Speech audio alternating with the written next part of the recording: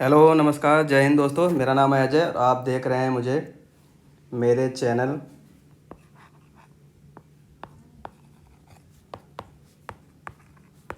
Ajay Kumar TR पे।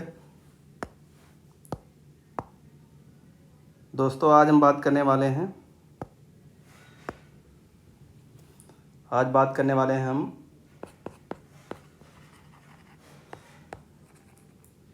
Indus valley civilisation पर, यानी कि सिंधु घाटी सभ्यता पर। जैसा कि हमने पिछले वीडियो में बात कर ली थी प्रागैतिहासिक काल के बारे में, और हमने देख लिया था उसमें पूरा पाषाण काल, मध्य पाषाण काल, नवपाषाण काल और उसके संबंधित स्थल भी देख लिए थे और वहाँ की विशेषताएं भी देख ली थी। आगे हम बात करने वाले थे सिंधु घाटी सभ्यता पर, तो आइए बात करते हैं। इसमें हम सिंधु घाटी सभ्यता में क्या देखेंगे।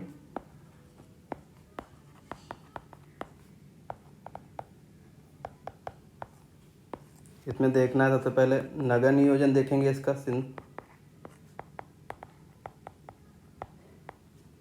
समाज देखेंगे, धर्म देखेंगे, अर्थव्यवस्था देखेंगे,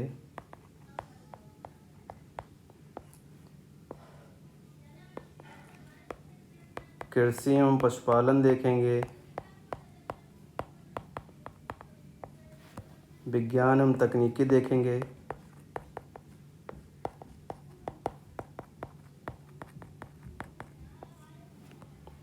व्यापार इसी में देख लेंगे, अर्थव्यवस्था में ही।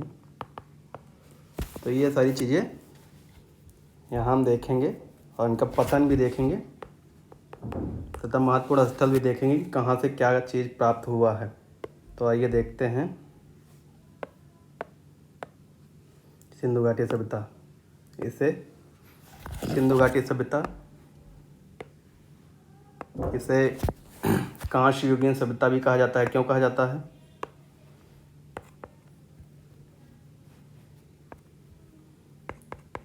तांबा और टीन से हुई मिलाकर बनी हुई धातु को हम कांसा कहते हैं। इसका क्या मतलब है कि सिंधु सभ्यता के निवासियों को धातु प्रगलन यानी कि धातु निष्कर्षण विधि का भी ज्ञान हो गया था, यानी कि इनका साइंस एंड टेक काफ़ी उन्नत कोटि का था। और सिंधु घाटी सभ्यता या इंडस वैली सिविलाइजेशन, इसे हड़प्पा सभ्यता भी कहते हैं। क्यों कहते हैं? क्योंकि सिंधु घाटी सभ्यता की जब खोज शुरू हुई तो सबसे पहला मिलने वाला स्थल जो है सिंधु घाटी सभ्यता का, वो हड़प्पा ही था, इसलिए इसका नाम हड़प्पा सभ्यता भी रखा गया। और मुख्यतः बात क्या है कि सबसे ज़्यादा अगर कोई स्थल जो है किसी नदी के किनारे स्थित हैं तो वो हैं सिंधु नदी के किनारे, इसलिए इसे सिंधु घाटी सभ्यता भी कहा जाता है। और ये इसे सरस्वती नदी घाटी सभ्यता भी कहते हैं। क्यों कहते हैं? क्योंकि ये सरस्वती नदी के किनारे भी इसके बहुत सारे स्थल पाए गए हैं। सरस्वती नदी हालांकि अब विलुप्त हो गई है, जो राजस्थान और पंजाब, राजस्थान और गुजरात के क्षेत्र में पाई जाती थी। अब इसके फिर से साक्ष्य मिलना प्रारंभ हो गए हैं, तो इसे फिर से देखा जा रहा है, खोदा जा रहा है और इसे पुनर्जीवित करने की कोशिश की जा रही है। तो उस दिशा में कार्य हो रहे हैं, इसीलिए इसे सरस्वती रिवर भी कहते हैं। और हरियाणा के घाघरा और हक्कर में भी अगर इसके क्षेत्र मिलते, मतलब इन नदियों के किनारे क्षेत्र भी मिलते, तो इसे घग्गर और हकरा प्रदेश भी कहते हैं। NCERT के अनुसार इसका जो टाइम पीरियड है वो है 2600 से लेके 1750 BC तक, यानी कि लगभग 950 साल का ये काल है। या मेसोपोटामिया और मिस्र की सभ्यताओं की समकालीन थी, या लगभग 8 लाख वर्ग किलोमीटर, यानी कि आज के भारत का लगभग 1/4, आज के भारत का वर्तमान का। वैसे भारत का जो है क्षेत्रफल लगभग आज का 32,87,263 वर्ग किलोमीटर है। लेकिन अगर देखा जाए आज के लगभग मौर्यकालीन या गुप्तकालीन देखा जाए तो इसका क्षेत्रफल और बड़ा था। लेकिन बाद में जैसे उस भारत से अफ़गानिस्तान, पाकिस्तान, बांग्लादेश और म्यांमार इत्यादि बहुत सारे देश अलग हुए, तो अगर उस समय के देखा जाए उस तत्कालीन में, तो ये लगभग इसका क्षेत्रफल 40 से 45 वर्ग लाख किलोमीटर रहा होगा, लाख वर्ग किलोमीटर रहा होगा। लेकिन सिंधु घाटी सभ्यता 8 लाख वर्ग किलोमीटर में फैली हुई थी, मतलब काफ़ी बड़ा स्थल था, इतना छोटा भी नहीं था। और अभी भी इसके खोज जारी हैं, नए नए स्थल मिलते रहते हैं। अभी हरियाणा में मिला हुआ स्थल है, यूपी में भी मिला हुआ स्थल है, मिलते रहते हैं। और राखीगढ़ी वर्तमान समय में देखा जाए तो राखीगढ़ी जो है जो भी सिंधु सभ्यता के जितने भी स्थल हैं उन स्थलों में देखा जाए तो सबसे बड़ा स्थल राखीगढ़ी ही है, जो कि हरियाणा में मिलता है। तो हड़प्पा स्थल की सर्वप्रथम खोज होने के कारण इसका नाम हड़प्पा स्थल रखा गया था, हड़प्पा सभ्यता रखा गया था। सिंधु नदी के कारण सिंधु घाटी सभ्यता रखा, जैसे कि मैं बता चुका हूँ। और कालानुक्रम में इसे घग्गर हकरा प्रदेश भी कहा जाता था। भौगोलिक विस्तार क्या है? सबसे उत्तरी जो क्षेत्र है वो मांडा है, जम्मू कश्मीर में। सबसे पूर्वी क्षेत्र है वो आलमगीर, यूपी में है। सबसे दक्षिणी क्षेत्र जो है वो दैमाबाद है, वो कहाँ है? महाराष्ट्र में। सुत्का गेंडोर या पाकिस्तान बलोचिस्तान में है, सबसे पश्चिमी क्षेत्र है। नगर नियोजन सबसे प्रमुख विशेषता यही है। नगर नियोजन पहला पॉइंट क्या है? ज़्यादातर नगर दो हिस्सों में विभाजित थे, मतलब दुर्ग और निचला हिस्सा। दुर्ग में ज़्यादातर उस समय के शासक वर्ग या कह सकते हैं अमीर वर्ग रह रहा था, और जो निचला वर्ग था वहाँ पर ज़्यादातर आम जनता रह रही थी, जो कृषि कार्यों में संलग्न थी, व्यापार करती थी, खेती करती थी, और क्या कहते हैं पशुपालन करती थी। यानी कि जो शासक वर्ग की ज़रूरतों का काम वो जो है निचले वर्ग के लोग ही कर रहे थे, यानी कि निचला दुर्ग ही कर रहा था। और वहाँ पर वो अपनी ज़रूरतों का काम भी कर रहे थे और शासक वर्ग की ज़रूरतों को पूर्ति के लिए भी वही काम करते थे। हर समय में यही प्रक्रिया होती रही है कि अपर वर्ग की ज़रूरतों की पूर्ति हमेशा जो है निम्न वर्ग ही करता आ रहा है। तो क्या है? दुर्ग जो ऊपर का हिस्सा, यह हिस्सा एक छोटे क्षेत्र को घेरता था, और यह अक्सर नगर के पश्चिम, मतलब उसमें जो दुर्ग होता था वो पश्चिम में, और जो निचला हिस्सा होता था वो पूर्व में होता था, पश्चिम की ओर स्थित होता था। नगर के शासक यहाँ रहते थे। इसके अलावा यहाँ सार्वजनिक इमारतें, भंडार घर और महत्वपूर्ण कार्यशालाएं भी होती थी। निचला हिस्सा नगर के इस हिस्से में आम जनता रहती थी, जैसा कि मैं बता चुका हूँ, और अपनी आजीविका चलाती थी, यानी कि व्यापार, रोजगार और ये सारे कार्य, कृषि क्षेत्र और पशुपालन, ये सारी क्रियाएं जो है निचले हिस्से में ही होती थी। नगर नियोजन आमतौर पर ग्रिड पैटर्न, यानी कि समकोण सड़कें एक दूसरे को समकोण पर काटती थी, ऐसा ही फॉलो कर रही थी, ग्रिड पैटर्न को फॉलो करती थी। और सड़कें उत्तर की ओर से पश्चिम की ओर जाती थी और एक दूसरे को समकोण पर काटती थी, जैसा कि मैंने बता दिया। यानी कि इस तरीके का पैटर्न ये फॉलो करती थी।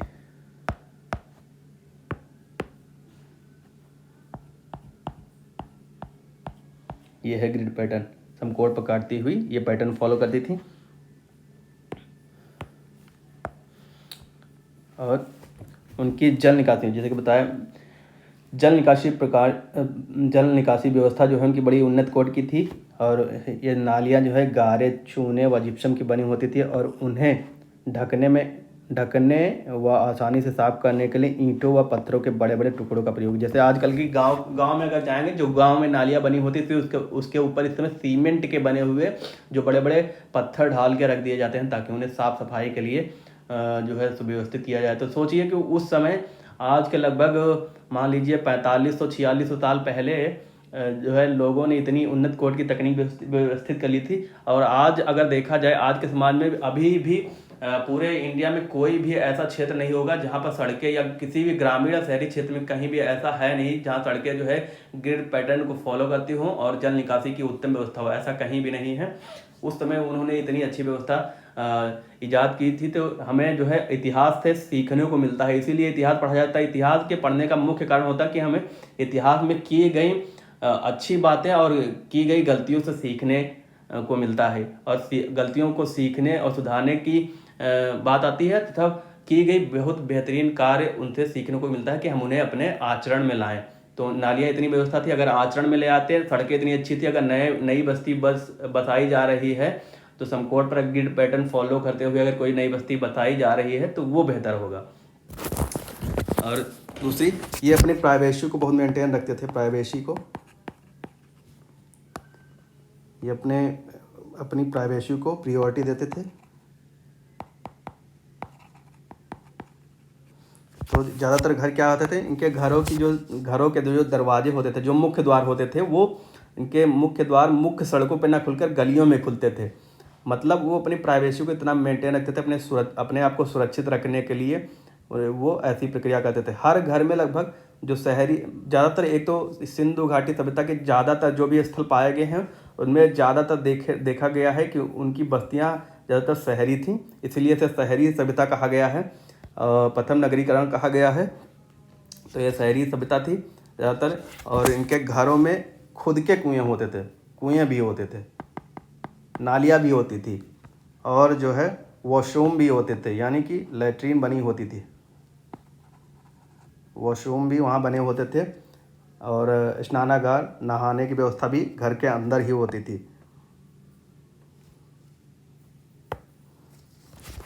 ज़्यादातर घर 2 या 2 से अधिक मंजिल के होते थे, मतलब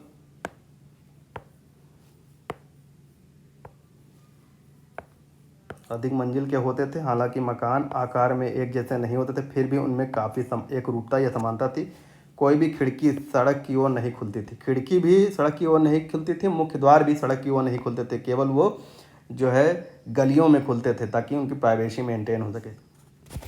और जैसे सड़कों के मुख्य सड़कों के किनारे अगर उनके मान लीजिए कि बच्चे हों, खेलते खेलते हो जाएं तो एक्सीडेंट हो जाएं, ऐसी घटनाओं से कुछ तो रहा ही होगा जो वो अपनी प्राइवेसी, अपनी सेफ्टी को लेकर ही ऐसे घर बनाए गए होंगे। ये एक अनुमान है, और अनुमान के आधार पर ही ये सारी बातें कही गई हैं और लिखी गई हैं, किताबों से कलेक्ट किया है। और स्नानागार के फर्श पकी ईंटों के बनते थे। कुछ घरों में अपने कुएं भी होते थे, जैसे कि मैं बताया कि कुएं भी होते थे। सड़कें देखिए, आजकल आप गलियों में, बड़े बड़े शहरों में गलियां जरूर मिलेंगी आपको, और सड़कें देखिए, उसमें क्या सड़कें चौड़ी थी, मुख्य सड़क 10 मीटर चौड़ी होती थी, और नगर को आयताकार व चौकोर खंडों में बनाए थे। वहाँ पहले से ही व्यवस्था थी कि हम एक क्षेत्र लेते थे, क्षेत्र को चौकोर बना देते थे, और उसमें फिर ग्रिड पैटर्न को फॉलो करते हुए सारी व्यवस्था की जाती थी। कुछ अंतराल पर रोशनी की बताइए। आज स्ट्रीट लाइट अब लगी हुई है, वो उस समय बिजली की व्यवस्था नहीं थी, फिर भी वो मान लीजिए कि ऑयल का प्रयोग कर रहे होंगे, या जो भी चीज़ें उनके पास व्यवस्था थी रोशनी करने के लिए, उसके द्वारा जो है सड़कों पर, यानी कि इससे क्या पता चलता है कि वो लोग भी थोड़ा लेट नाइट तक जगते रहे होंगे। कुछ अंतराल पर रोशनी के लैंप या पोस्ट लगाए गए थे।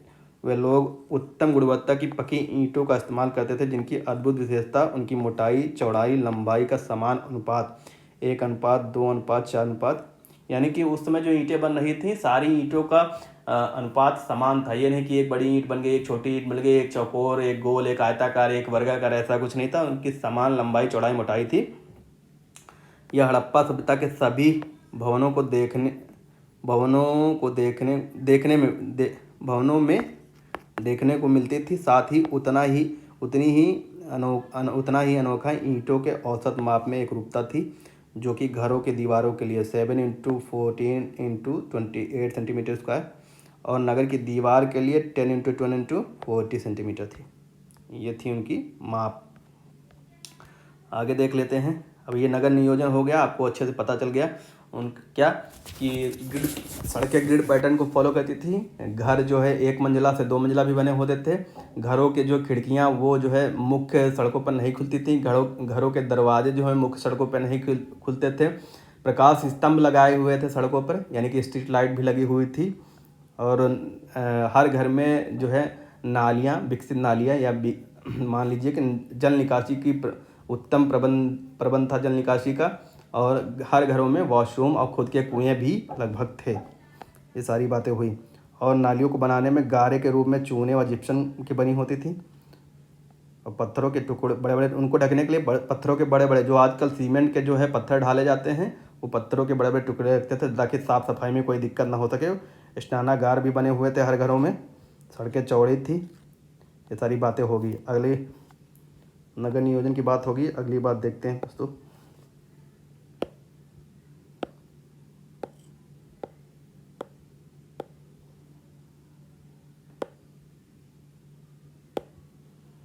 ये हुआ समाज कैसा था, तो हड़प्पाई समाज जैसा कि मैंने बताया एक शहरी समाज था जो कि ज़्यादातर मध्यम वर्ग से मिलकर बना था। खुदाई में मिले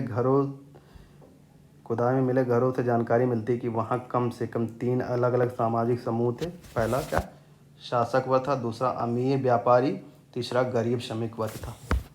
हड़प्पावासी पुजारी, योद्धा, कृषक, व्यापारी, पशुपालक और कलाकारी आदि जैसे विभिन्न पेशे करते थे। बड़ी संख्या में प्राप्त टेराकोटा की मूर्तियाँ प्राप्त हुई हैं जिन्हें उर्वरता की देवी या मातृ देवी के रूप में पूजा जाता है। इससे प्रतीत होता है, क्या प्रतीत होता है कि यहाँ मातृ सत्ता प्रधान समाज था या मातृ सत्तात्मक समाज था।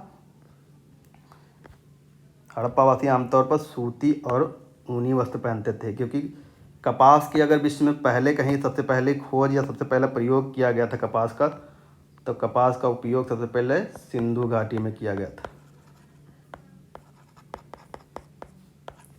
कपास का प्रयोग, तो कपास का जब प्रयोग यहाँ होने लगा था तो इसका मतलब है कपड़े सबसे पहले पहनना इन्होंने ही सीखा था। समाज स्थायी निवास कर रहे थे, स्थायी निवासी थे और वहाँ निवास कर रहे थे जहाँ कोई ना कोई नदी होती थी। मान लीजिए कि यहाँ क्या रहने के लिए सबसे ज़्यादा ज़रूरी क्या है, सबसे पहली ज़रूरी चीज़ है कि नदी या पानी हो, पानी का स्रोत होना चाहिए। फिर पानी का स्रोत होगा तो आसपास कृषि योग्य भूमि होगी, पशुपालन हम कर पाएंगे और फिर वहाँ स्थायी बस्तियाँ हम बसा लेंगे। तो उस समय कोई ये तो था नहीं कि कोई ज़मीन किसी के नाम है, कहीं भी लोग बस्तियाँ बनाकर रहते थे और निवास करते थे। आगे बात कर लेते हैं कृषि और पशुपालन। कृषि हड़प्पा निवासियों की यानी कि या सिंधुवासियों के जीवन निर्वाह के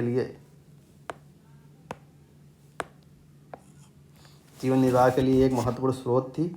हड़प्पावासी मुख्यतः गेहूँ, जौ, चना, मटर, खरबूज, तरबूज, तिल, खजूर, बाजरा, अंगूर, मेहंदी, लहसुन, सरसों और चावल का उत्पादन करते थे। इनके जगह जगह पर साक्ष्य मिले हुए हैं। आगे आने वाले जो भी जब मुख्य स्थल और उनसे प्राप्त चीज़ों के बारे में बात करेंगे तो वहाँ पर पता चलेगा कि किस स्थल से क्या चीज़ प्राप्त हुई। अनाज के रखरखाव के लिए भंडारगृह, इसलिए महान भंडारगृह भी मिला हुआ है।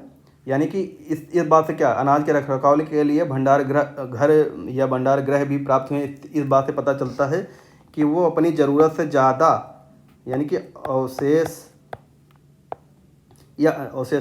अधिशेष जो है उत्पादन करते थे। जब कोई व्यक्ति अधिशेष उत्पादन करेगा तभी तो उसे ज़रूरत पड़ेगी किसी चीज़ का संग्रह करने की। भारत जैसे अनाज ज़्यादा उत्पादित करता है तभी तो अधिशेष उत्पादन होता है, तभी तो सरकार को ज़रूरत पड़ती है उसे खरीदने की। अधिशेष उत्पादन हो रहा था इसका मतलब, और इसलिए भंडारगृह का निर्माण कराया गया था और 6 बड़े बड़े भंडारगृह मिले हुए हैं। पशुपालन में मुख्यतः, अगली बात कर लेते हैं, पशुपालन में मुख्यतः बैल, भैंस, बकरी, भेड़, सुअर, गधे, ऊँट मतलब इसके साक्ष्य मिले हुए हैं। इसके अतिरिक्त पालतू जानवरों में कुत्ते और बिल्ली, घोड़े के भी साक्ष्य मिले हुए हैं, लेकिन ये सतही तौर पे हैं, सतही तौर पे घोड़े के भी साक्ष्य। तो ये सारी बातें हुई। कृषि में क्या सबसे महत्वपूर्ण, कृषि में गेहूँ, जौ, चना, मटर, खरबूज, तरबूज, तिल, खजूर, बाजरा, अंगूर, मेहंदी, लहसुन, सरसों, चावल का उत्पादन होता है। अनाज के रखरखाव के लिए भंडारगृह मतलब अधिशेष उत्पादन करते हैं। पशुपालन में बैल, भैंस, बकरी, भेड़, सुअर, गधे, ऊँट पशुपालन में ये करते थे। बल्कि यहाँ का सबसे पूजनीय अगर देखा जाए, पूजनीय तो वो एक सींग वाला गैंडा और कुबड़ वाला बैल भी मिला हुआ है। तो ये चीज़ें, आगे बढ़ते हैं, अगला देख लेते हैं क्या है। अगला उद्योग और शिल्प। उद्योग शिल्प में क्या है, हड़प्पा वासियों ने या हड़प्पा निवासियों या सिंधुवासियों ने विभिन्न प्रकार की कलाओं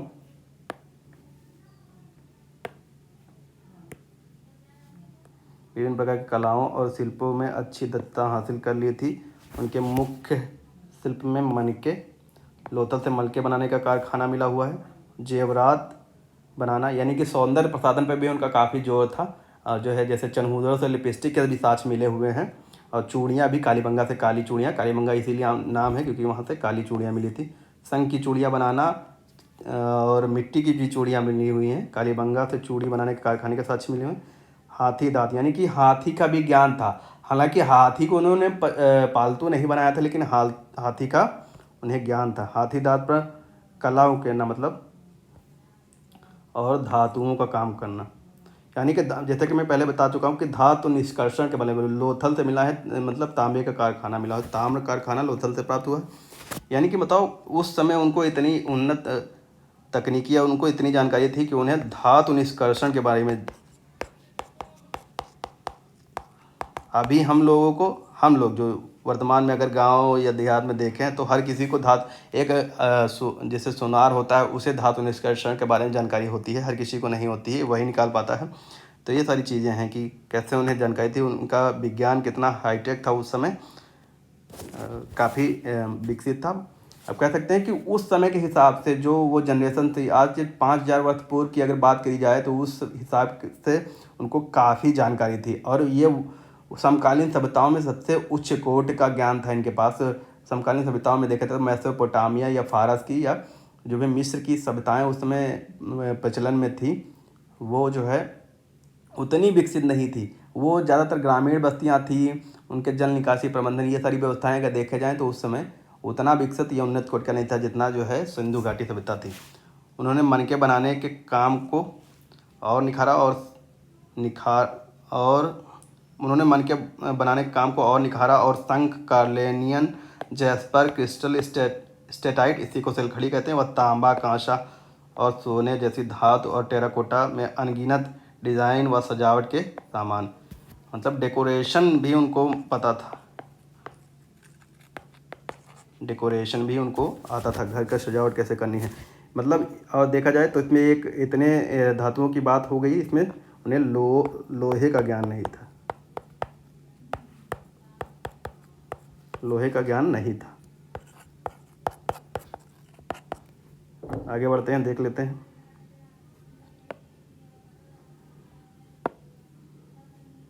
आगे उनके विज्ञान एवं तकनीकी देख लेते हैं। क्या है विज्ञान एवं तकनीकी। हड़प्पा के लोग मिट्टी के बर्तन का उपयोग करते थे, ठीक है। ज़्यादातर बर्तन चाक, यानी कि चाक का ज्ञान उस समय उनको था, और ज़्यादातर बर्तन चाक पर बनाया जाता था, अर्थात चाक से भली भांति परिचित थे। मतलब एकदम अच्छे बर्तनों का उपयोग कर रहे थे, बने हुए चाक पर बने हुए बिल्कुल बेहतरीन बर्तनों का, अधिकतर पके हुए बर्तन का उपयोग करते हैं। लाल मिट्टी वहाँ उस समय वो क्षेत्र है जो भी पाकिस्तान, बलूचिस्तान और भारत के क्षेत्र, जो उत्तर भारत के क्षेत्र, पंजाब और हरियाणा, गुजरात, ये जो क्षेत्र हैं, यहाँ की मिट्टी का ज़्यादातर प्रतिशत जो है लाल है। तो लाल मिट्टी और लाल और काली मिट्टी थी। जैसे महाराष्ट्र में जाएंगे तो काली मिट्टी, लेकिन गुजरात और राजस्थान के कुछ क्षेत्रों में लाल मिट्टी पाई जाती है। और जो पाकिस्तान का क्षेत्र है, बलूचिस्तान, वहाँ पर लाल मिट्टी पाई जाती है। तो लाल मिट्टी से बने लाल मिट्टी से बने बर्तन को काले रंग से रंगा जाता था, अर्थात लाल काले मृदान, यानी कि रेड ब्लैक वेयर का उपयोग हो रहा था। लाल काले उत्तरी काले लाल काले मृदभांड का उपयोग हो रहा था, कहते हैं। मनके बनाने के बताइए, उस समय मनके बनाने, लोथल से मनके बनाने के जो है मिले हुए, आलमगीर से मोती बनाने के कारखाने मिले हुए हैं। चूड़ियों एवं सौंदर्य प्रसाधन संबंधित कारखाने मिले हुए हैं। धातु प्रगलन से संबंधित कारखाने मिले हुए हैं। ईंटों का हल मिला हुआ है। ये मान लीजिए इनकी जो है ये आर्ट भी है, विज्ञान एवं तकनीक, ये आर्ट भी है, इनकी कला भी है। भाषा एवं लिपि, हड़प्पा की लिपि जो है चित्रात्मक, बुस्तोफेदन इसे कहते हैं या पिक्टोग्राफी कहते हैं, पिक्टोग्राफी या प्रतीक चिन्हात्मक, हर प्रतीक एक शब्द या शब्दांश के लिए प्रयोग किया जाता था। हड़प्पा लिपि दो तरफा लिखी जाती थी, मतलब पहले लेफ्ट से राइट, यानी पहले बाएं से दाएं, फिर दाएं से बाएं, एक बार इधर से जाना, एक बार इधर से जाना, एक बार इधर से इधर जाना, फिर इधर से इधर जाना, ये वाली व्यवस्था थी। अर्थव्यवस्था देख लेते हैं। हड़प्पा की आर्थिक स्थिति का अनुमान समकालीन मेसोपोटामिया और फारसी सभ्यताओं के साथ उसके समृद्ध व्यापारिक संबंधों से लगाया जा सकता है। मेसोपोटामिया के लोग सिंधु क्षेत्र को मेलुहा के नाम से बुलाते थे। मेसोपोटामिया के ग्रंथ 3 मध्यवर्ती व्यापारिक स्थानों का उल्लेख करते हैं, जो हैं दिलमुन, संभवतः आज के फारस की खाड़ी में बहरीन, बहरीन को दिलमुन कहा जाता है, माकान, संभवतः मकरान, ओमान तट, मतलब मकरान तट ओमान, ओमान में, और मेलुहा, मेलुहा मतलब सिंधु घाटी सभ्यता। मेसोपोटामिया मेलुहा से तांबा, मतलब सिंधु से तांबा, कार्लेनियन, हाथी दांत, शंख, लैपिस लजूली, मोती, आबनूस आयात करते थे। मतलब मेसोपोटामिया के लोग क्या क्या मंगवाते थे ये भारत या सिंधु से क्या क्या, मतलब तांबे, कार्लेनियन, हाथीदांत, शंख, लैपिस लूजली, मोती और आबनूस आयात करते थे। मेसोपोटामिया से हड़प्पा को निर्यात की जाने वाली वस्तुओं में कपड़े, ऊन, इत्र, चमड़े के सामान, मतलब मेसोपोटामिया से सिंधु वाले क्या मंगाते थे? कपड़े मंगाते थे, ऊन मंगाते थे, इत्र मंगाते थे, चमड़े के सामान और चांदी के सामान। यानी कि इससे क्या मतलब, क्या समझ में आता है कि इन बातों से समझ में आता है कि जो है सिंधु का जो अर्थव्यवस्था थी वो उस समय केवल जो है अपने आंतरिक जो भी स्थल फैले हुए थे वहाँ तक सीमित नहीं थे, बल्कि बाहरी मतलब विदेशी व्यापार भी उस समय उनका हो रहा था। चमड़े के सामान मंगाते थे, चांदी के सामान मंगाते थे। व्यापार मतलब बार्टर सिस्टम उस समय हो रहा था, वस्तु विनिमय प्रणाली से ही हो रहा था व्यापार। पैसे उन्होंने मतलब मोहरें तो मिली हुई हैं, लेकिन सिक्के या ऐसा कुछ प्रचलन में नहीं था, बार्टर सिस्टम तक। मोहरें थी एक हिसाब से किसी क्षेत्र में एंट्री के लिए, मतलब कि उन्हें प्रवेश के तरीके, एक तरह के मोहरें जो मिली हुई थी, कहीं कहीं बेलनाकार, कहीं कहीं आयताकार मोहरें मिली हुई हैं। मेलुहा जैसे मेसोपोटामिया से सिंधु की जो है मिली हुई है, मेलुहा की मिली हुई बेलनाकार जो है मोहरें मिली हुई हैं। मोहरें थी कि जिसे कहते हैं ना कि एज ए टोकन यूज़ हो रही थी, क्योंकि किसी चीज़ के लिए हम कहीं एंट्री कर रहे हैं तो वो टोकन है, टोकन के रूप में। विदेशी व्यापार के साथ आंतरिक व्यापार भी होता था। परिवहन के लिए बैलगाड़ियों का उपयोग होता था, यानी कि कहा जा सकता है कि उस समय बैल पालन हो रहा था। या तो बैलगाड़ियाँ जब मिली हैं तो इसका मतलब है कि गाय भी रही होगी। भार माप प्रणाली 1 2, यानी कि 2 का गुणज 1 2 8 16 32, 2 का गुणज या 16 का गुणज, जिसे मुख्यतः जो लिखी हुई किताबों में एनसीईआरटी में 16 के गुणज से जो है भार माप था। बाट आमतौर पर बिल्लौ या चूना पत्थर या सेलखड़ी या इसे ही स्टेटाइट कहते हैं के प्राप्त होते थे। हड़प्पा का आयात क्या करते थे? धातु, जैसे सोना कहाँ से? अफगानिस्तान, ईरान और कोलार से। कोलार ये कर्नाटक का क्षेत्र ही है, वहाँ से आयात करते थे। तांबा खेतड़ी बलूचिस्तान से। टिन अफगानिस्तान और ईरान से। लापिस लाजुली ये अफगानिस्तान, चमकीले नीले रंग का पत्थर होता है लापिस लाजुली। जेड ये पामीर की गांठ कहाँ है? ये अपने जम्मू कश्मीर से ऊपर या चीन के क्षेत्र वाले में। इसे विश्व की छत भी कहा जाता है। फिरोजा कीमती पत्थर होता है, ये कहाँ से? खुरासान, कलखड़ी या स्टेटाइट ये तापीच्छा है ईरान से। बिटुमिनस ये बलूचिस्तान मेसोपोटामिया से। लेड ये दक्षिण भारत से। चांदी ये राजस्थान से। चांदी राजस्थान के खेतड़ी से ही ज़्यादातर मिलती है। आगे देख लेते हैं, आगे क्या है? धर्म जैसे आइए देखिए, हड़प्पाई समाज एक धर्मनिरपेक्ष समाज था, यानी कि धर्मनिरपेक्ष समाज कह सकते हैं कि था, क्योंकि वहाँ मंदिर के साक्ष्य नहीं मिले हुए हैं, मंदिर के साक्ष्य प्राप्त नहीं हुए हैं। तो धर्मनिरपेक्ष मतलब किसी को कुछ भी जैसे वहाँ उर्वरता की देवी मिली हुई, प्रोटोटाइप लॉर्ड शिवा मिले हुए हैं।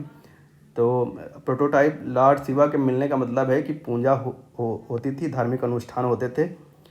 भले ही मंदिर के साक्ष्य नहीं मिले हैं, लेकिन पूजा यानी कि उनका अपने अनुष्ठान में विश्वास था, यानी कि अनुष्ठानिक काम उस समय से आ रहे थे और तत्कालीन से आज तक ये कंटिन्यू रहा, और हम लोग आज भी लॉर्ड शिवा की पूजा करते हैं। देखिए, अवशेष उसी के मिलते हैं जिसके कहीं साक्ष्य होते हैं, अवशेष उसके मिलते हैं जो कभी रहा हो। तो सिर्फ प्रोटोटाइप शिवा के जो है जो साक्ष्य मिल रहे हैं, इसका मतलब है वो कभी ना कभी तो रहे ही होंगे, इसीलिए जो है उसके अवशेष मिलते हैं। और बाकी अवशेष जिनके नहीं मिलते हैं तो अब उसमें क्या बताएं। बाकी जहाँ देखिए आप लॉर्ड शिवा के बहुत प्राचीन अवशेष मिलते हैं, तो इसका मतलब है कहीं ना कहीं उनकी जो है पृथ्वी पर जो उपस्थिति रही होगी। या मान लीजिए उनके पूजा आचरण की विधि तो रही ही होगी, लोग उनको पहले से पूजते आ रहे हैं, परंतु धार्मिक अनुष्ठान होते थे क्योंकि मोहनजोदड़ो से प्राप्त महान स्नानागार इस ओर इंगित करता है कि लोग विशेष अवसर पर एकत्र होते हैं। यानी कि धार्मिक अनुष्ठान थे, बलि की व्यवस्था भी थी, आगे देखेंगे हम, बलि की व्यवस्था भी थी। जो है मानव बलि के कहीं कहीं साक्ष्य भी दिखे हैं, लेकिन वो मानव बलि के साक्ष्य ऐसे दिखाए गए हैं जो अनुभव के आधार पर हैं, या बलि के साक्ष्य भी अनुभव के आधार पर हैं, वो पूर्ण रूप से प्रमाणिक नहीं है। लेकिन किताबों में जैसे लिखा गया है तो हम बता रहे हैं, लेकिन ये प्रमाणिक नहीं है कि बलि होती ही रही। अभी आएगी एक बात कि उसमें ऐसा ऐसा दर्शाया गया है और ये बलि की ओर इंगित करते हैं, लेकिन आपको उस बात को पढ़कर लगेगा कि ऐसा नहीं कहा सकता कि ये बलि ही होगी। महान स्नानागार जैसे, परंतु धार्मिक अनुष्ठान होते थे क्योंकि मोहनजोदड़ो से प्राप्त मोहनजोदड़ो से महान स्नानागार प्राप्त हुआ, इस ओर इंगित करता है कि लोग विशेष अवसर पर एकत्र होकर सार्वजनिक स्नान में शामिल होते रहे होंगे। मूर्ति पूजा होती थी, जैसे मैं बता चुका हूँ। माता देवी की मृण मूर्तियाँ यानी कि बहुत सारी प्राप्त हुई, बहुत सारी ढेरों मूर्तियाँ प्राप्त हुई माता देवी की, जिन्हें उर्वरता की देवी भी कहा जाता है। इसीलिए हम लोग कह रहे थे कि जो है इसे मात्र सत्तात्मक समाज भी कहा जाता है। लिंग एवं योनि जैसी संरचना प्राप्त हुई है जिनकी पूजा होती रही होगी, ये भी। और लॉर्ड शिवा प्रोटोटाइप, जैसे मैंने बोला, पशुपति महादेव या आद्य शिव, जिसे प्रोटोटाइप लॉर्ड शिवा के नाम लॉर्ड शिवा कहा जाता है, कि लोग उपासक थे, मतलब उस समय उपासक थे पशुपति महादेव या आदि शिव। पीपल का पेड़, मतलब इसकी भी पूजा होती थी। कुबड़ वाले बैल की भी पूजा होती थी, जो आज भी कंटिन्यू है। आप देख लीजिए, कालांतर में आज भी ये कंटिन्यू है। पीपल के पेड़ की पूजा आज भी हो रही है, लॉर्ड शिवा की पूजा आज भी हो रही है, कुबड़ वाले बैल की पूजा हम आज भी कर रहे हैं। तो कंटिन्यूटी है। हम देखिए कैसा आप देखेंगे कि प्रकृति से इससे ज़्यादा जुड़ाव वाला कोई भी, प्रकृति से इससे ज़्यादा जुड़ाव वाला कोई भी आज तक, मतलब वैदिक ऋग्वैदिक भी मिला हुआ है, लेकिन प्रकृति से अगर देखा जाए इतने पुरानी सभ्यता जो नेचर से इस प्रकार से कनेक्टेड हो, वो कहीं नहीं मिली। वो आज भी मिल रही है, आप देखेंगे ट्राइब्स में मिल रही है। मतलब पहले के लोग ट्राइब्स थे, और ट्राइब्स नेचर से बहुत ज़्यादा जुड़े होते थे, यानी कि जनजातियाँ नेचर से सबसे ज़्यादा जुड़ी होती थी। और आज भी भारत में ऐसी जनजातियाँ हैं जो लॉर्ड शिवा की एकदम बहुत, मतलब कहते हैं कि उपासक हैं बहुत सारी। अब अगर जाएंगे बिहार और झारखंड के क्षेत्र में जाएंगे, छत्तीसगढ़ के क्षेत्र में जाएंगे, तो देखेंगे आपको लॉर्ड शिवा की उपासना करने वाले लोग बहुत ज़्यादा मिलेंगे। और वो ट्राइब्स भी ही हैं, लेकिन उन्होंने अपने जो है, अब आज के समय में देखें तो उन्होंने अपने जो है देवता का नाम अलग रख लिया है, लेकिन वो देखेंगे तो कहीं ना कहीं उनका जुड़ाव आपका रुद्र या लॉर्ड शिवा से ही होगा।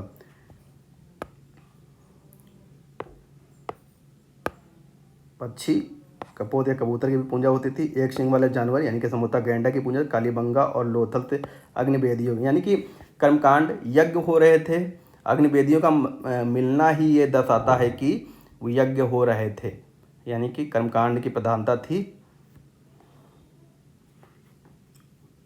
प्राप्त होना यह दर्शाता है कि यज्ञ एवं कर्मकांड के अग्निवेदियों का प्राप्त होना यह दर्शाता है कि यज्ञ एवं कर्मकांड की प्रधानता थी। पशुपति महादेव की मोहर में उन्हें हाथी, शेर, गेंडा, भैंस और हिरण से गिरा दिखाया गया है। मतलब वो लोग भले ही हाथी, शेर, गेंडे को जो है पालतू जानवर ना बना पाए, क्योंकि ये चीज़ें जो है आप समझ सकते हैं कि इनको पालने में कितना खर्चा पानी, या जो भी कहें, शेर को पालने में तो बड़ी दिक्कत हो सकती है क्योंकि वो हमला भी कर सकता है। बाकी चीज़ें गेंडा और हाथी तो पाले जा सकते हैं और पाले भी जा रहे हैं आज भी निरंतर। कालांतर में लोग कहीं कहीं आपको दिखेंगे, कोई लोग पालते भी हैं। गेंडे तो आप देखेंगे नॉर्थ ईस्ट में जाएंगे तो बहुत सारे लोग पालते ही हैं। अब शेर को देखा जाए तो शेर नहीं पाल सकते, लेकिन ये है कि इनको, इसका ये सीधे से मतलब है कि पशुपति महादेव की मोहर में जब इनका मिलना हुआ, हाथी मिला, शेर मिला, गेंडा मिला, भैंसा मिला, हिरण, इसका मतलब है इनको जानकारी इन चीज़ों की थी, तभी तो ये बना पाए हैं अपने चित्रों में। समाधान, अब देखें ये समाधान की पद्धति, 3 प्रकार के समाधान है इसमें। पूर्ण समाधान, आंशिक समाधान या दाह क्रम के बाद सभा। पूर्ण समाधान में क्या, पूरे शरीर को जमीन में दबा देते थे, यानी कि दफना देते थे। आंशिक समाधान में पहले जैसे आजकल देखें, आंशिक समाधान में जैसे क्या कहते हैं, जैसे आप देखेंगे पालतू समुदाय में वो एक कंटेनर टाइप का बनाते हैं, शहर के बाहर होता था, उसमें बॉडी फेंक आते हैं, फिर उनको चील कौवे खा जाते हैं, बचे हुए अवशेषों को वो लोग जो है ताबूत में रख देते हैं। तो इसी तरीके से शव को आंतरिक समाधान में क्या, शव को पशु पक्षियों के द्वारा खाने के बाद बचे अवशेष को ज़मीन में दबाना। और दाह कर्म के बाद यानी कि पहले हम जैसे हिंदू धर्म में देखें तो आप क्या कहते हैं, पहले जला देते हैं। जलने के बाद उनकी अस्थियां मान लीजिए कि हम विसर्जित कराते हैं किसी नदी या जो भी हमारा धार्मिक स्थल है जहाँ पर हम चाहते हैं वहाँ जो है विसर्जित करने के बाद जो बचा हुआ अवशेष होता है उसे इकट्ठा करके हम उसे कब्र के तरीके से बना देते हैं। बचे हुए अवशेष को इकट्ठा करके एक कब्र के तरीके से मिट्टी का ही कब्र बना देते हैं। कुछ लोग उससे फिर पक्का भी बनवा देते हैं। मृतक के शव को उत्तर एवं दक्षिण, जो आजकल का प्रचलन है वो आज 4500 साल या 5000 साल पूर्व आप देखें तो मृतक को उत्तर से दक्षिण, मतलब सिर उत्तर की ओर होना और पैर दक्षिण की ओर होना, ये व्यवस्था उस समय से आज तक कंटिन्यू है। वो हिंदुओं में भी है, मुसलमानों में भी है और क्रिश्चियंस में भी इस समय चली आ रही है। बाकी आप पारसी समुदाय में देखेंगे तो वो फेंक देते हैं। सिखों में भी यही प्रथा है। मृतक के शव को उत्तर से दक्षिण दिशा की ओर रखा जाता था। उसके साथ खाना, मिट्टी, जो हिंदुओं में आजकल नहीं पहले से ही हिंदुओं में उनके साथ में कुछ खाने पीने की चीज़ें, पैसे और गहने, उनके गहने औजार रखे जाते थे। हड़प्पा से ताबूत शव भी प्राप्त हुआ है। कालीबंगा में छोटे गोलाकार गड्ढे मिले हैं जिनमें बड़े कलश और मिट्टी, मतलब कलश में भी समाधान हो रहा था। कलश में, बड़े कलश में लोग जो है बॉडी को रखा है, जैसे बच्चा हुआ, ज़्यादा बड़ा नहीं हुआ 8, 10, 15 साल का, तो उसे बड़े कलश में रख के मिट्टी के बर्तन थे, बड़े कलश में भी रख देते थे। इसके अलावा एक तिकोना टेराकोटा भी प्राप्त हुआ है जिसके एक और सींग वाला देवता है और दूसरी ओर एक जानवर के गले में रस्सी बांधकर खींचते हुए एक मानव है। अब ये बताइए कि एक जानवर के गले में रस्सी बांधकर, अगर कोई जानवर है उसके गले में रस्सी बांधकर, तो रस्सी उसके गले में ही बांधकर तो खींचा जाएगा। इससे ये थोड़ा ना पता चलता है। अब इस किताब में लिखा हुआ है, किताब में जानकारी दी है कि यह जानवरों की बलि की संभावना को इशारा करता है। आप अगर किसी जानवर के गले में रस्सी बांध रहे हैं, इसका ये मतलब नहीं हो जा रहा है। मैं इस बात से थोड़ा सा कंफ्यूज हूँ कि इस बात से आप अनुमान नहीं लगा सकते कि अगर किसी जानवर के गले में रस्सी बंधी है तो इससे ये अनुमान थोड़ा ना लगाया जा सकता है कि जो है ये बलि की ओर कैसे इशारा कर सकता है। पालतू होने का इशारा हो सकता है कि गले में बांध कर रखते थे, तो इसका मतलब है पालतू होने का हो सकता है, लेकिन बलि का इशारा थोड़ा सा जो है समझ से परे है। हालांकि बलि के साथ और जगह मिले हुए हैं, लेकिन ये एक जो बात लिखी हुई है ये थोड़ा सा समझ से परे है। मैं जैसे कह रहा था कि आगे आने वाली बात में बताऊंगा, ये थोड़ा सा समझ से परे है कि रस्सी बांध कर खींचते हुए एक मानव को दिखाया गया है। एक जानवर के गले में रस्सी बांध कर खींचते हुए एक मानव है, तो ये जो है कह रहा है कि जो है बलि की ओर इंगित कर रहा है, ऐसा कुछ नहीं है। सुरकोट सा बस, लेकिन ये कहना है कि बलि के साक्ष्य मिले हैं तो चलो ठीक है, वो मान लेते हैं। अगर क्वेश्चन में आ रहा है कि बलि के साक्ष्य प्राप्त हुए, हाँ ठीक है प्राप्त हुए हैं, उसे हम टिक कर देंगे। सुरकोटता से घोड़ा, जैसे कि मैंने कहा कि घोड़े से को वो पालतू नहीं बना पाए थे, लेकिन घोड़े के साक्ष्य मिले हैं, सतही तौर पे मिले हुए हैं, उनके दांत मिले हुए हैं, उनके खुर मिले हुए हैं। तो ये सुरकोटता से घोड़ा और रोपड़ से कुत्ता तो जो है पालतू था, क्योंकि ये सवादान के साथ में कुत्ते के साथ भी जो है उसके मालिक या जो भी कह सकते हैं कि उसका प्रियजन जो भी मरता था तो उसके साथ कुत्ते को भी दफना दिया जाता था। युगल समाधान भी प्राप्त हुए, यानी कि युगल का मतलब है कि पति पत्नी अगर एक साथ जो है मृत्यु हुई तो उनको साथ में, या आगे पीछे भी मृत्यु हुई तो मान लीजिए 5-10 दिन का अंतर या ऐसे कुछ रहा हो तो युगल समाधान, या ये कह सकते हैं कि कोई अब एक्सपायर कर गया तो बड़ी कब्र खोद दी, उसके बाद जो है जब उसकी पत्नी या पति जो भी पहले एक्सपायर हुआ उसको पहले दफन कर दिया, फिर 2-4 साल बाद जब उसकी पत्नी या पति जो भी एक्सपायर हुआ उसको उसी के साथ में रख दिया गया। तो युगल समाधान का ये भी एक लोथा से उदाहरण मिला हुआ है। पतन के कारण बहुत से जो है लेखकों ने बहुत सारी बातें की, लेकिन शर्ममान ये है कि जो है जलवायु परिवर्तन के कारण हुआ होगा, यानी कि पारिस्थितिकी अशांति के कारण। लेकिन हड़प्पा सभ्यता का पतन लगभग 1750 BC, यानी कि आज के लगभग 3700 साल पहले आसपास हो गया था, जिसके निम्नलिखित संभावित कारण थे। आर्यों का आक्रमण, पारिस्थितिकी ये सर्वमान्य है, सर्वविदित है, इसी को सबसे ज़्यादा सही माना गया, यानी कि क्लाइमेट चेंज हुआ होगा। नदी के मार्ग में परिवर्तन, ये जैसा कि आप देखेंगे अगर वो मूवी देखेंगे मोहनजोदड़ो ऋतिक रोशन वाली, तो उसमें दिखाया गया कि नदी के मार्ग में परिवर्तन हुआ था, इसलिए सिंधु जो है पूरा क्षेत्र ही जो है समाप्त हो गया था। कम बारिश, ये सूखा का कारण हो सकता है, जलवायु क्लाइमेट, ये भी बाढ़, ये भी क्लाइमेट से संबंधित है। घग्गर का सूखना और बढ़ती शुष्कता, हाँ ये भी कारण, भूकंप, प्राकृतिक आपदाएं। तो कुल मिला के जो भी क्लाइमेट चेंज से संबंधित चीज़ें हैं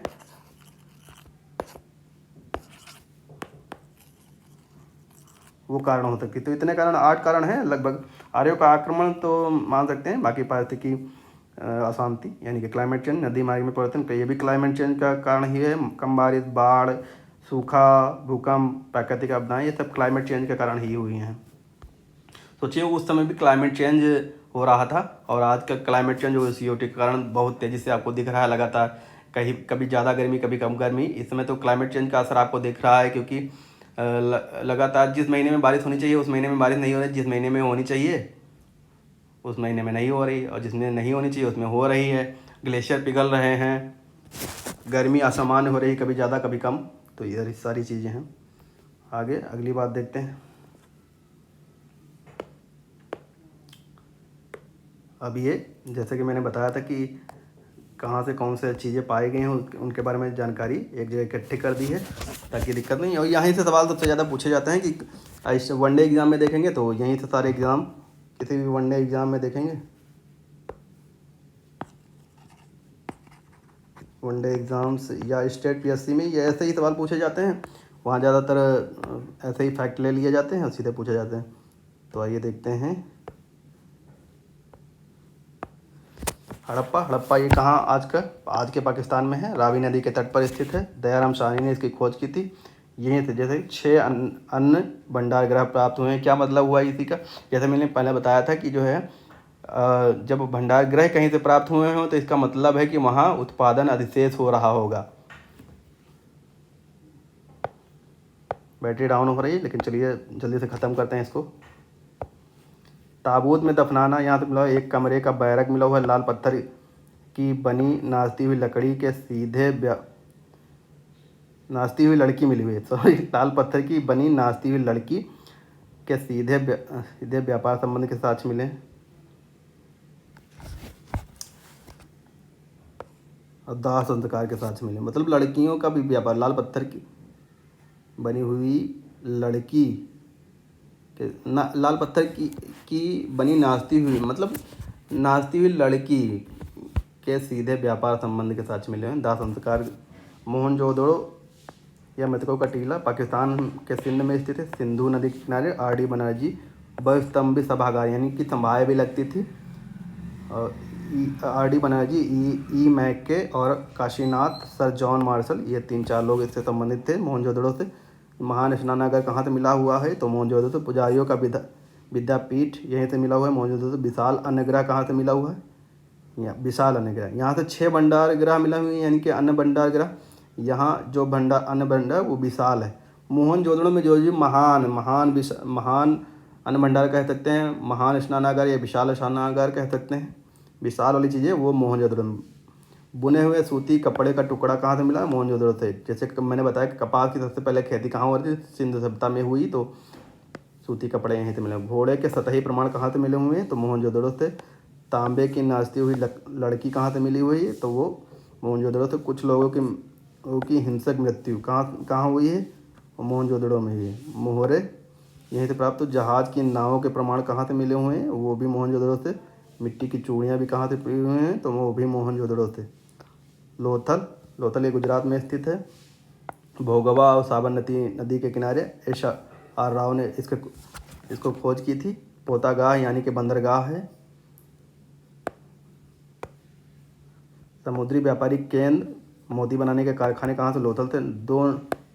नगर 2 हिस्सों में बटा नहीं था, बल्कि 6 हिस्सों में। ज़्यादातर नगर जो है जैसे कहते हैं कि मोहनजोदड़ो, हड़प्पा, ये सब 2 हिस्सों में बटे हुए थे।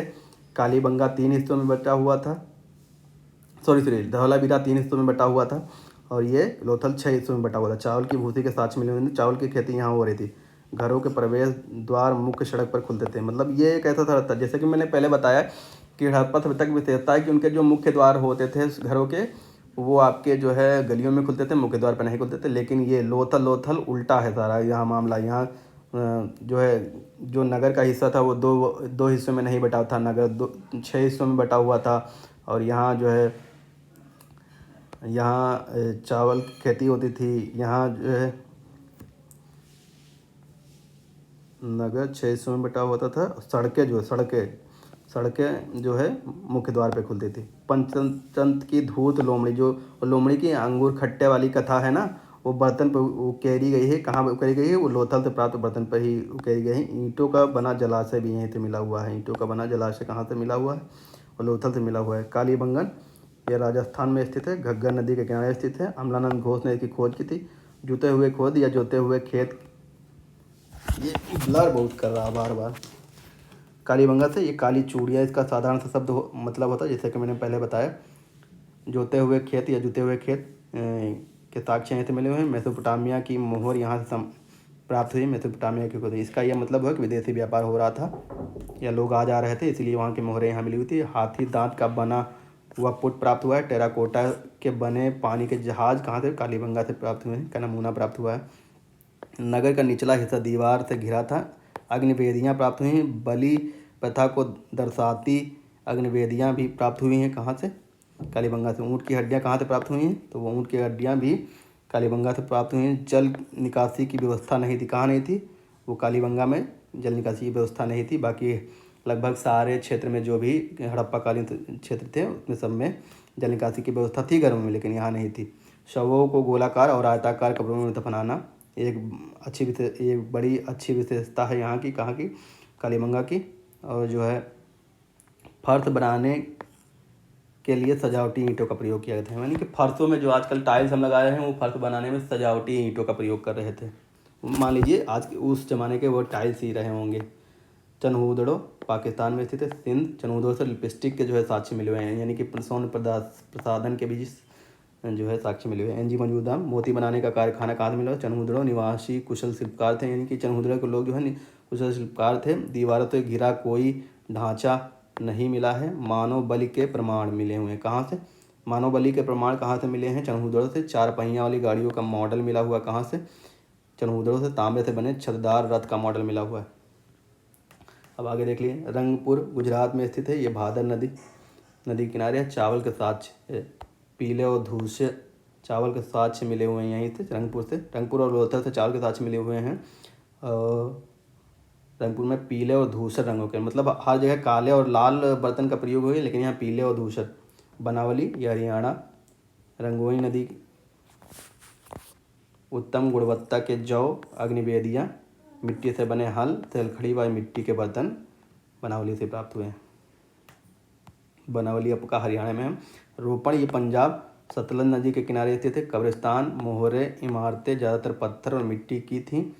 कुत्ते को मानव के नीचे दफनाने का प्रमाण यहीं से मिला हुआ है। कहाँ से? रोपड़ से। कुत्ते के साथ में मानव के दफनाने के। सुरकोटडा ये गुजरात में स्थित है। घोड़े की हड्डियाँ यहीं से प्राप्त हुई। धौलावीरा ये गुजरात में स्थित है। विशाल जलाशय यहीं से मिला हुआ है। अद्भुत जल संचय 2021 में यहाँ से सवाल आया हुआ है। 22 में भी यहाँ सवाल आया हुआ है। साइन बोर्ड से मिलता जुलता एक अभिलेख मिला हुआ है। मतलब जो आजकल किसी गांव का साइन बोर्ड, जब आप रोड पे बड़ी बड़ी सड़क पे निकलते हैं, किसी हाईवे पे निकलते हैं, तो देखिए किसी गांव जाने के लिए साइन बोर्ड लगा होता है। ऐसा कुछ साइन बोर्ड कहाँ से मिला हुआ है? धौलावीरा से। राखीगढ़ी ये अब तक सिंध सभ्यता में सबसे बड़ा स्थान है, खोजा गया। मतलब इसका क्षेत्र काफ़ी बड़ा है। सिंधु का विशालतम स्थल है। एक स्त्री की छिन्न मूर्ति यहीं से मिली है। सूत्का किंदौर ये सबसे दक्षिणी क्षेत्र है। क्या? हड़प्पा सभ्यता का सबसे दक्षिणी क्षेत्र ये है सूत्का किंदौर। ये पाकिस्तान के बलूचिस्तान में है। दास की नदी के किनारे। राख से भरा बर्तन, मतलब राख से भरा बर्तन यहीं से प्राप्त हुआ। बेबीलोन से व्यापारिक संबंध था। बेबीलोन से व्यापारिक संबंध था। तो ये पूरी बात हुई आपकी हड़प्पा या सिंध सभ्यता की।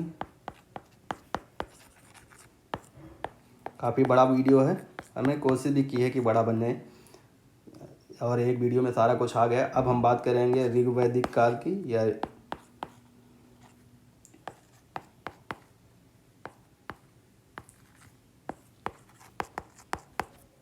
ऋग्वैदिक काल की, फिर करेंगे उत्तर वैदिक, वैदिक काल की, वैदिक और उत्तर वैदिक काल की बात करेंगे।